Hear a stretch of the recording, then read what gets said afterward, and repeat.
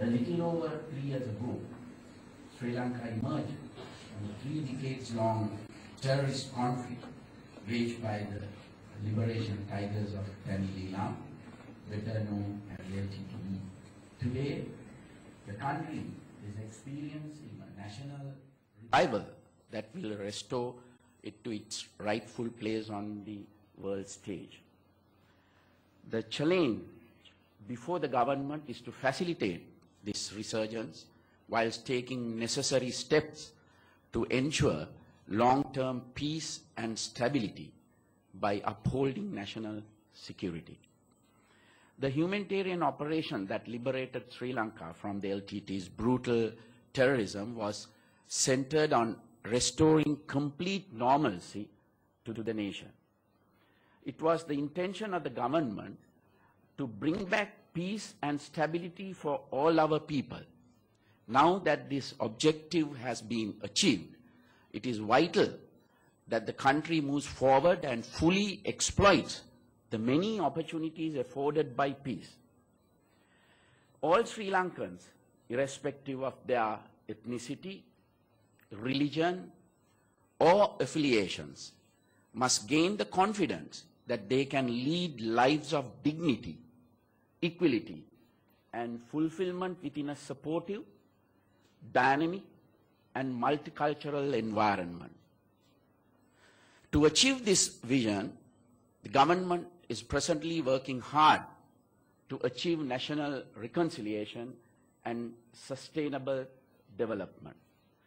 In this regard, it is important to fully appreciate the many challenges that face the government in the post-war situation. Nearly 300,000 civilians had been taken out of their homes by the LTT for use as a human shield during its retreat towards its strongholds. To prevent the advance of the military, the LTT had created obstacles by laying mines and improvised explosive devices in the towns and villages it left behind. Because of this, the displaced civilians could not go back to their homes soon after the war. Looking after the IDPs, demining and reconstructing their towns and villages, and facilitating their speedy resettlement were all major challenges for the state. Another very significant issue was dealing with the nearly 12,000 LTT cadres who surrendered to security forces during the humanitarian operation. Resolving these issues as quickly as possible was essential to the restoration of normalcy. Apart from appreciating the challenges faced, it is equally important to understand the overall context in the north and east at that time. The areas under LTTE control had been in virtually isolation from the rest of Sri Lanka for decades. The democratic process had been subverted, law and order had been undermined, the civil administration had been under duress, and ordinary people had enjoyed little control over their destinies.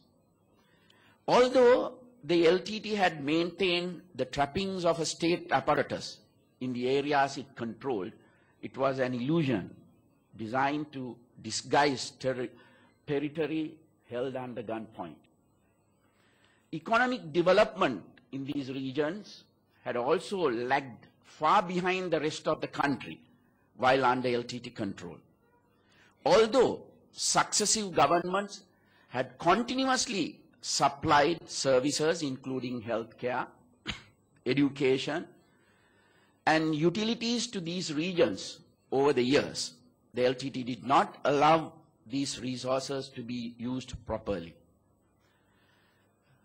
The non-governmental organizations supposed to be engaging in development work in these areas were also ineffective. As a result, virtually no economic progress took place.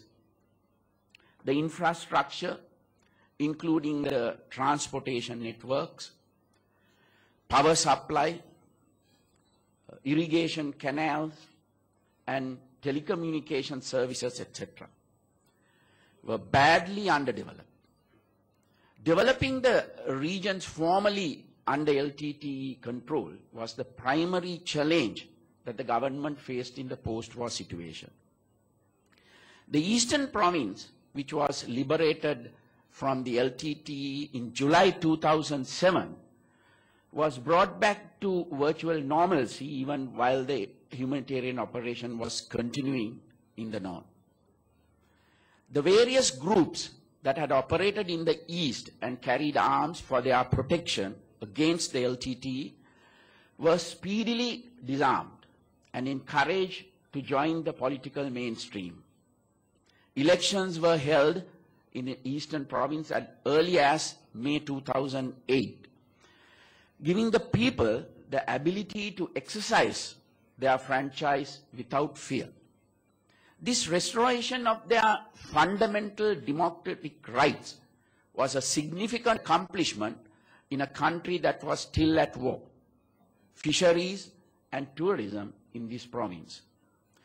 Within a remarkably short period of time after being liberated, the Eastern Province emerged as a fast-developing, vibrant part of Sri Lanka. The newfound confidence that the people in this province enjoyed was shown in how quickly they resumed their normal activities and adopted new pursuits.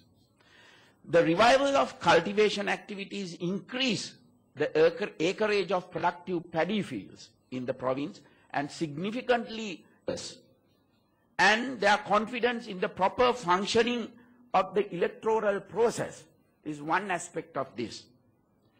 Another very important aspect is the ability people have to build better future for themselves.